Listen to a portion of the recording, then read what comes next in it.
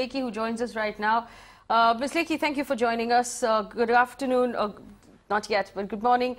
And congratulations to you and to the BJP for a very clear, decisive win in the state of Karnataka. None of the exit polls really assumed how well the BJP would do in Karnataka, and you have. Congratulations again. Thank you very much for your wishes.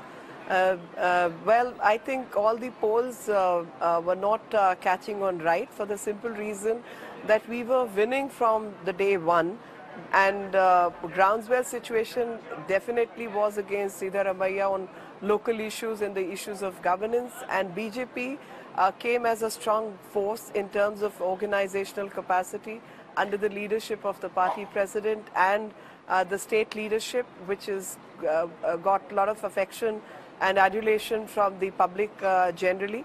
And final blow came from the Prime Minister who campaigned for us towards the end. So everything put together, BJP's victory is a collective victory, and especially a victory for the BJP worker at the booth level.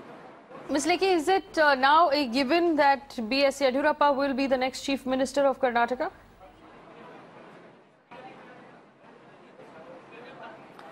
Well, I think that's what it looks, but these decisions are not the ones which it can be announced by me. The meeting is going to happen this evening.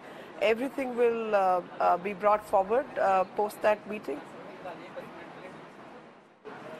And Ms. Lekhi, what do you think was the big clincher for the BJP? We know that the Lingayat vote is something that we expected B.S. Yediyurappa to get, but we've seen that there has been votes that has come in for the party from across the state. Was it, would you say that it was the campaign of the Prime Minister, or was it the local cadre?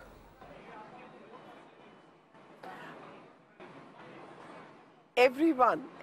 You can't differentiate one from the other because on the ground, party president has traveled close to 60,000 kilometers, has met people from across section of the society, has motivated the BJP worker who worked really hard on the ground, handling the booths, and the bad governance of Siddaramaiah, where Muni Ratnam kind of a person who misbehaved with women in the past and was fabricating epic cards, etc., was caught, and that matter was, and he was taken task off under those conditions. I think the idea is to convey that we were winning from day one, because if you go to Hyderabad, the Karnataka region, then Bidar, Bijapur, these areas were very badly handled in terms of law and order situation. Places like Bangalore had close to 1,500 cases of chain snatching. SDPI and PFI was strengthened during this period, so people were very wary of this government.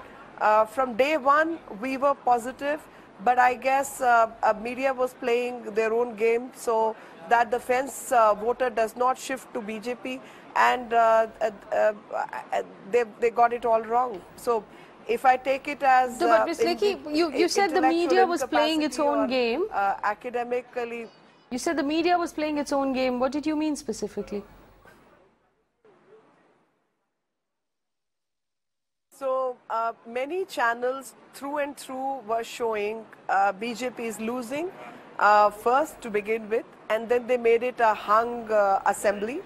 And if you walk on the ground, constituency by constituency, we knew we were doing well and we were winning those seats. So either it is intellectual incapacity or intellectual academic dishonesty. I don't know which way to put it. Ms. Lekhi, in 2014, when Prime Minister Modi was carrying out a campaign, the people of India clearly voted in his favor because they believed that there was the incumbent government, the UPA government at one time was corrupt, and that the alternate that the Modi government was offering was decisively and perceptibly cleaner than what the UPA had to offer. 4 years later, you now have a situation where winnability seems to be the only criteria. I mean, the same party which has started governing India by positioning itself as the cleanest party, has now gone ahead and actually brought into its party fold people who have a slightly tainted past. There are cases against those individuals, and I'm referring to the Reddy brothers in Bellary. Why would the party, is now winnability the only official criteria in elections going forward, or do you think there is still space for some bit of morality left where you would not touch somebody who's got a tainted past? So there is huge amount of morality intact in BJP, and when you talk about Bellary, let me just tell you, the two brothers who got tickets from the BJP have not a single case pending against them, whereas against the Congress leadership, both Rahul Gandhi and Sonia Ji are on bail in National Herald matter. So I think it's a bit too loud for the Congress party to talk about corruption. And in Bellary itself, a IAS officer who did not want to play footsie with them was thrown out and taken to Bangalore. You think people don't see that? People have seen it, that how a good bureaucrat is treated by this government. That is a specific case in Bellary I'm talking about. There have been repeated cases of how bureaucracy was ill-treated by the government. The correct and honest bureaucrats were thrown off from their where they were working very well on the ground. DM's office used to be converted into party offices, which people were seeing. And people of Karnataka have responded. So very clearly, the campaign mode of Congress party still continues with certain journalists post the elections. And that is exactly what I'm saying, that from day one, we had an edge and it was constantly downplayed so that the fence-it voter does not turn to BJP's side. Salman Soos wants to respond to that. Academic and intellectual incapacity or dishonesty. Salman, go ahead.